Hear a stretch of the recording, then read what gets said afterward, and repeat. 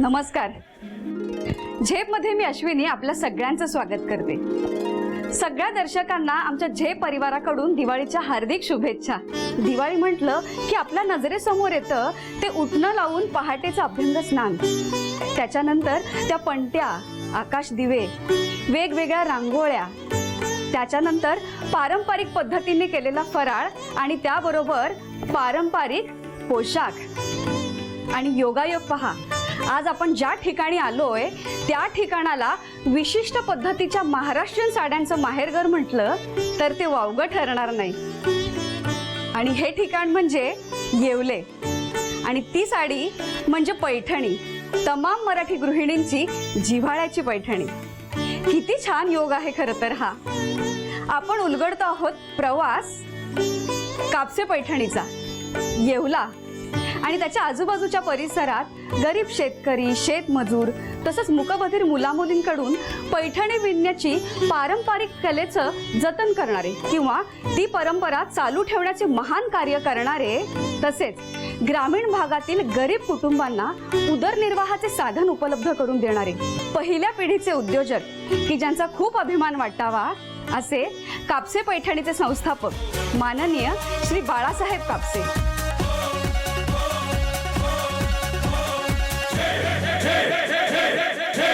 सर्व दर्शकांना कापसे उद्योग समूहातर्फे विनम्र अभिवादन आणि दिवाळीच्या खूप खूप शुभेच्छा. आपण उलगडतो आहोत बाळासाहेब कापसे यांचा जीवन प्रवास. आपल्याला हा सगळा जो काही झगमगाट दिसतोय तो खूप छान आहे, पण इथपर्यंत पोहोचणं खचितच सोपं नव्हतं. त्या उलट हा प्रवास खूप खडतर, क्लिष्ट आणि कठीण होता. त्याचं वर्णन शब्दात सांगणं अशक्य. ऐकूयात स्वतः कापसे सरांकडून.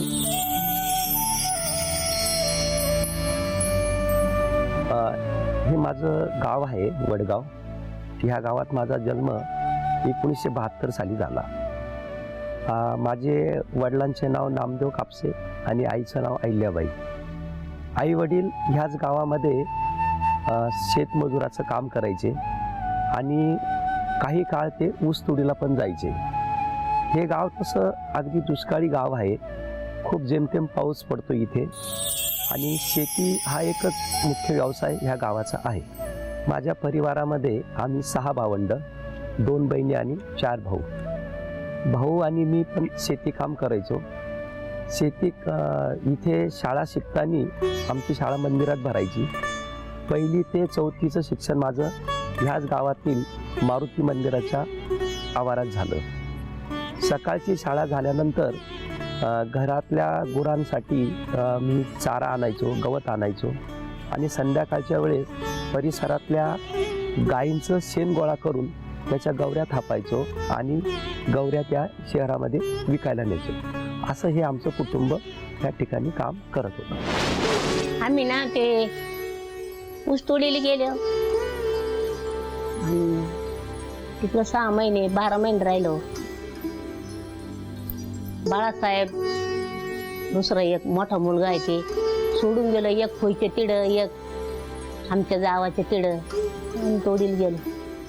मग तिडून बी आल्यावर उजूक मग बाळासाहेब मग गावत्या गवत गावऱ्या ऐकायचा आणि उजूक 2 मुलं झाले मला. एक ते मग त्यांच्या बाळातपणाला कोण नव्हतं. मग बाळासाहेबच धुणं चुणं करायचा, बाळातपण करायचा, धुणं धुवायला जायचा, काही नसन खाऊ घालायचा मला.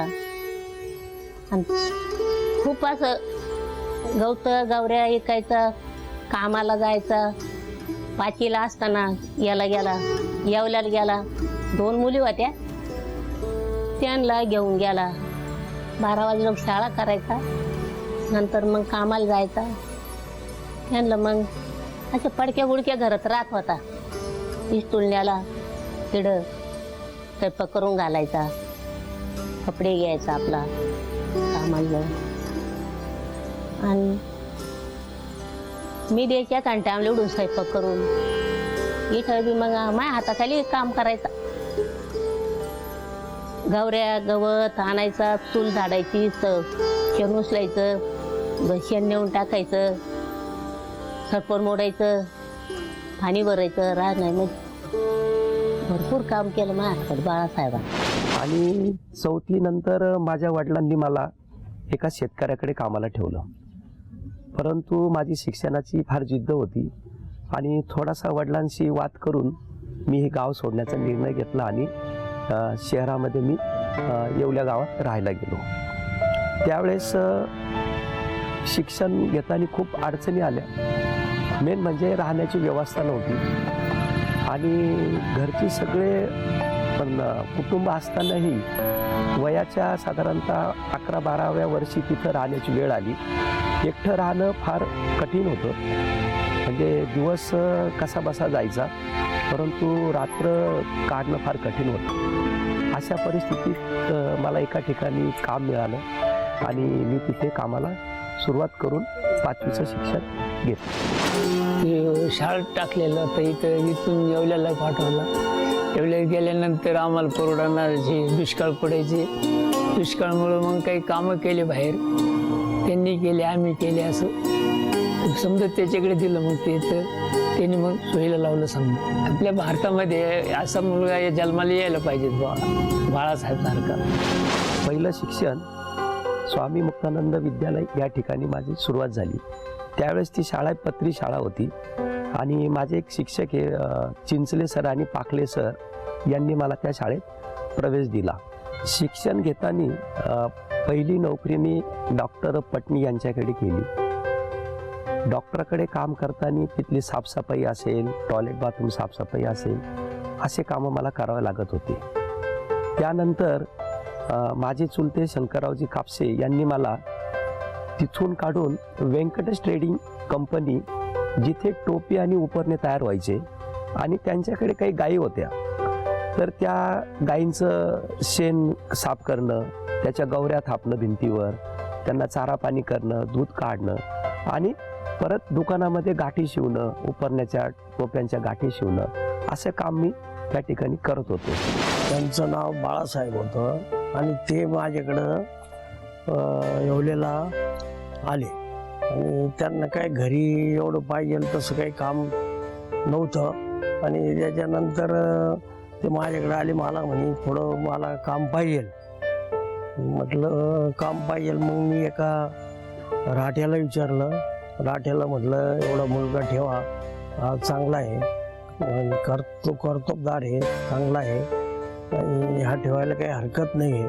मग त्यांनी त्या राठेने त्या कामावर ठेवलं. मग त्यांना आम्ही सांगितलं 11 वाजेपर्यंत तुम्ही याला काम करायला लावा. त्याच्यानंतर मग 11च्या पुढं तो कॉलेजला जाईल.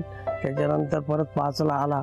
त्याच्यानंतर परत त्याला ते परत काम सांगा आणि त्याचं ते 5 ते 8-9 वाजेपर्यंत तो परत तिथं काम करायचा.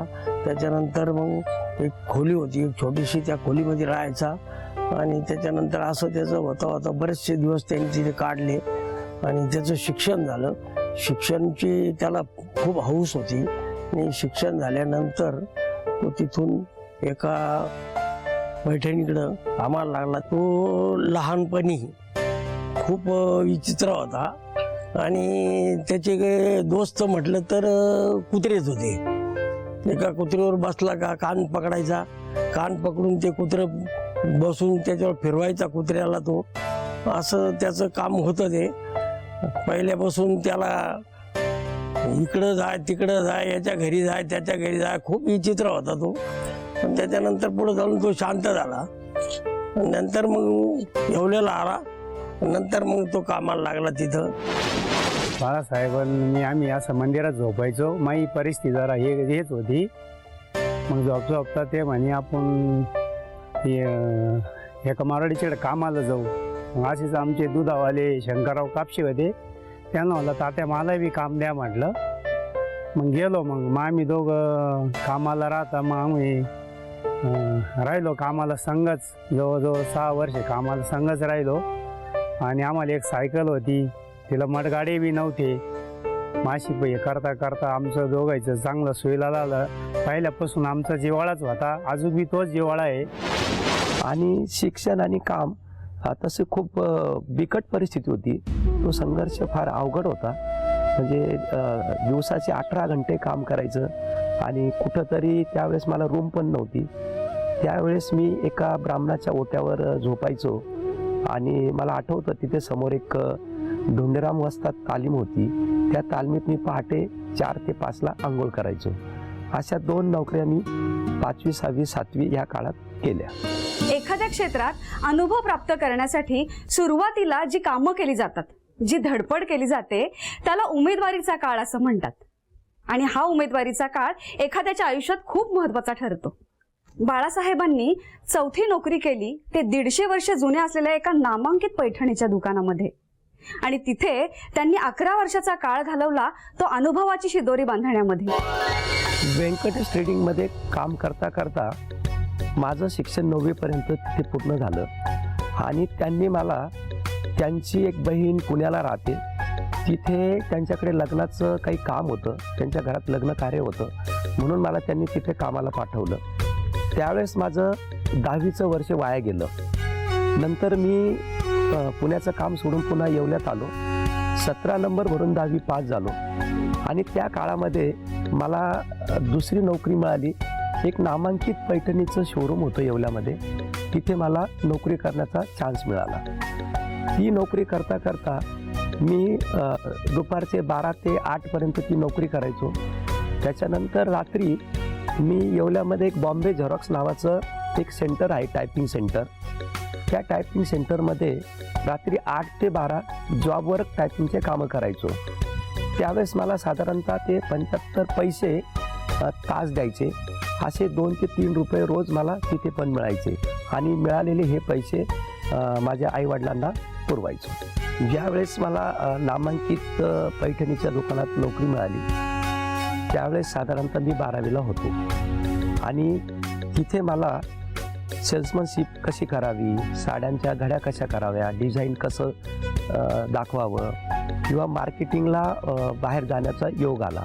त्यांनी मला माझ्यावर विश्वास ठेवून मला पूर्ण मार्केटिंग शिकवली.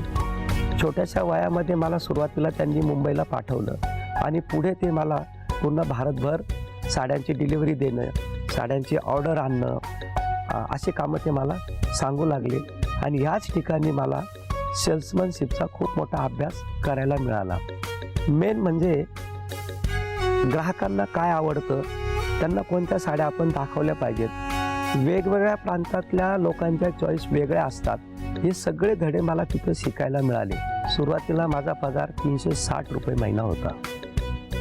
360हून मला हळूहळू तो वाढत 11 वर्षापर्यंत तो 2000 पर्यंत पोहोचला. याच काळामध्ये माझं शिक्षण, ग्रॅज्युएशन मी पूर्ण केलं. मला त्यावेळेस जनता हायस्कूलमध्ये मी ते शिक्षण पूर्ण केलं. शिक्षण करताना मला कॉलेजमध्ये फार कमी वेळ जायला मिळाला. मी सर्व अभ्यास हा बाहेरूनच केला. कारण त्यावेळेस जी नोकरी करत होतो तर मी महिन्यातले साधारणतः 12-15 दिवस आउट ऑफ महाराष्ट्र असायचो. म्हणजे मार्केटिंग करण्यासाठी वगैरे जावं लागायचं. 1995 साली माझं BAचं शिक्षण पूर्ण झालं. त्यानंतरही ती नोकरी माझी कंटिन्यू चालू होती. त्या काळामध्ये भरपूर मला मार्केटिंगचा अनुभव आला आणि मी कामामध्ये खूप व्यस्त होतो. आणि हे करता करता करता मला माझं घरच्यांचा एक फोर्स होता का आता तू लग्न करावं. आणि 2000 साली माझं लग्न झालं. मी एक शिक्षकाची मुलगी आहे, सामान्य घरातली आहे आणि माझं लग्न 19व्या वर्षी पार पडलं. आणि बाळासाहेब मला जेव्हा बघायला आले तेव्हा मला हे पहिलं स्थळ होतं बाळासाहेबांचं. आणि पहिल्या स्थळात मी पसंतही झाले आणि आमचं लग्न 2000 साली पार पडलं. 2000 साली माझं लग्न झालं. त्यावेळेस माझ्याबरोबर माझे 2 बहिणी, 2 भाऊ शिक्षण घेत होते. ते माझ्याबरोबरच राहायचे. त्यांची संपूर्ण जबाबदारी माझ्यावर होती. आणि शिवाय माझी पत्नी सौ वंदना ही पण कॉलेजला जात होती. आता माझ्या ह्या छोट्याशा पगारामध्ये हे सगळं चालवणं फार कठीण जात होतं. आणि त्यावेळेस मी माझ्या मालकाला वारंवार सांगितलं की मला आता तुम्ही पगार चांगला द्या. परंतु येवलं हे खूप छोटं गाव आहे त्या छोट्याशा गावामध्ये एवढा पगार देणं त्यांनाही कदाचित शक्य नव्हतं, परंतु माझा जो कामाचा प्रकार होता हा वेगळा होता. हा येवल्यास जरी काम होतं तर मी पूर्ण भारतभर फिरायचो, म्हणून मला अपेक्षा होती की मला चांगला पगार मिळेल. परंतु पगार न वाढल्यामुळे मला ते काम सोडण्याची वेळ आली आणि 2001 साली हे काम मी सोडून दिलं. आणि नोकरी सोडल्यानंतर आम्ही शेती व्यवसायाकडे वळालो. त्यानंतर बराच त्रास झाला आणि नंतर यांनी स्वतःचा व्यवसाय सुरू करण्याचा निर्णय घेतला. मग त्यांना त्यांची दाजी असो दिलीप दाजी खोकले यांची साथ मिळाली आणि यांनी घरातून 2-2 साड्या करणं आणि विकणं हा इथून सुरुवात केली. आम्ही शेती व्यवसायाकडं जेव्हा आलो, शेती करायला लागलो, त्यानंतर मला माझ्या माहेरच्यांकडनं बराच म्हणजे ऐकावं लागलं की आम्ही म्हणत होतो, वडिलांना असे लोक म्हणायचे की आम्ही म्हणत होतो सेल्समॅनला मुलगी देऊ नका, काही खरं नसतं वगैरे, असं बरंच ऐकलं मी. हे जवळजवळ 1 वर्ष ऐकलं. पण माझ्या पूर्ण तिकडच्या फॅमिलीचा आणि इकडच्या फॅमिलीचा पूर्ण विश्वास असा होता की तिचा नवरा जिडे लात मारेल तिथं पाणी काढेल, असा तिचाही दृढ विश्वास होता आणि तिच्या पूर्ण फॅमिलीचा विश्वास होता.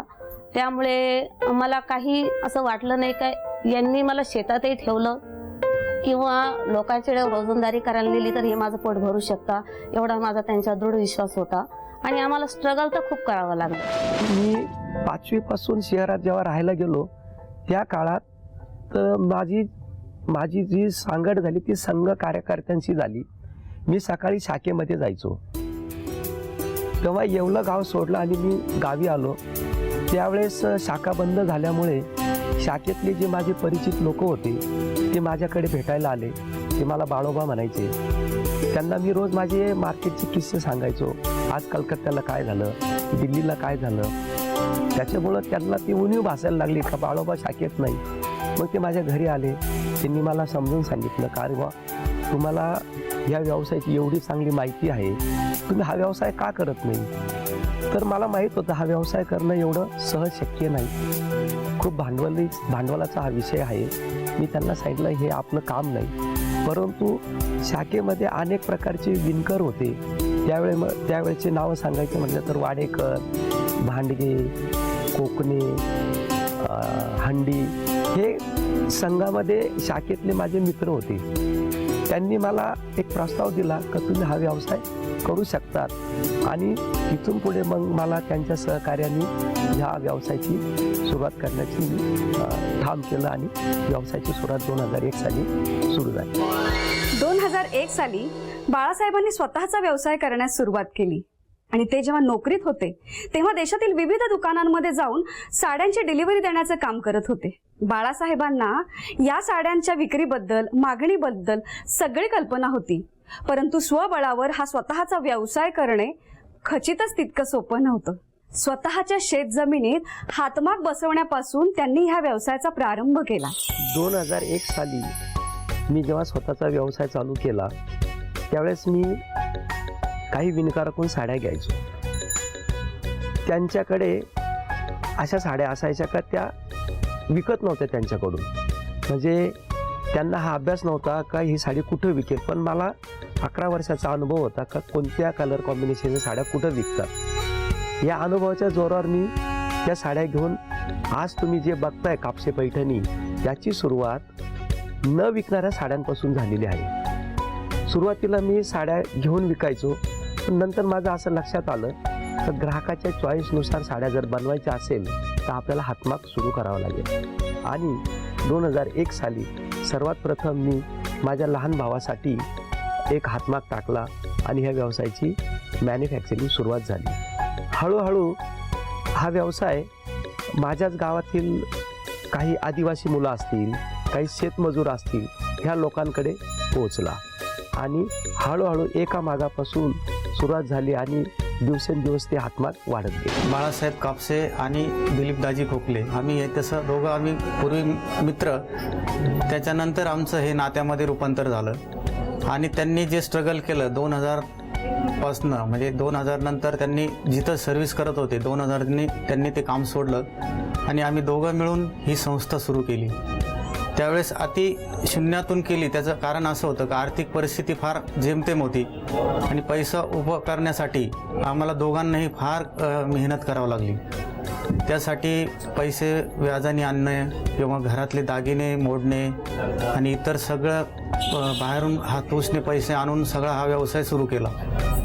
तेव्हापासून त्यांची ते जिद्द आहे का आपल्याला ह्या व्यवसायामध्ये हजारो लोकांना रोजगार द्यायचा आणि ही पैठणी जगापर्यंत पोचवायची.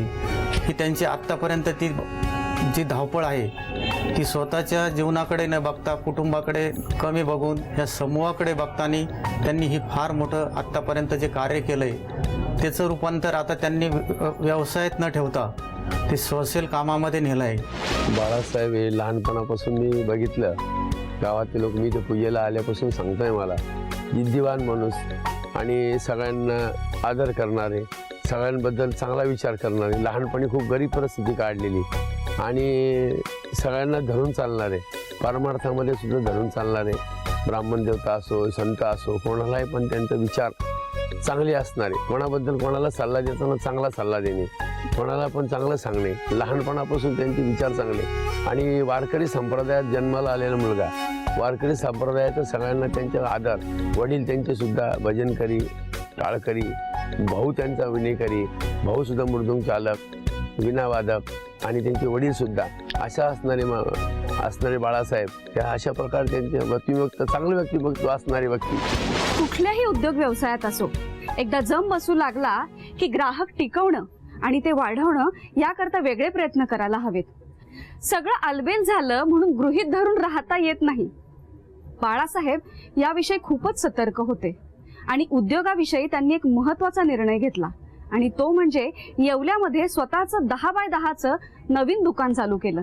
अजून एक वैशिष्ट्यपूर्ण गोष्ट अशी की बाळासाहेबांनी याकरता त्यांचे भाऊ बहिणी मुलं सुना जावई या सगळ्यांना एकत्रितपणे घेऊन काम सुरू केलं. सुरुवातीला ज्या साड्या मी विकत घ्यायचो त्या मी गावोगावी जाऊन एक साधी बॅग असायची कपड्याची, त्या बॅगेत टाकून बसनी रेल्वेनी मोठ्या मोठ्या शहरात विकायला जायचो.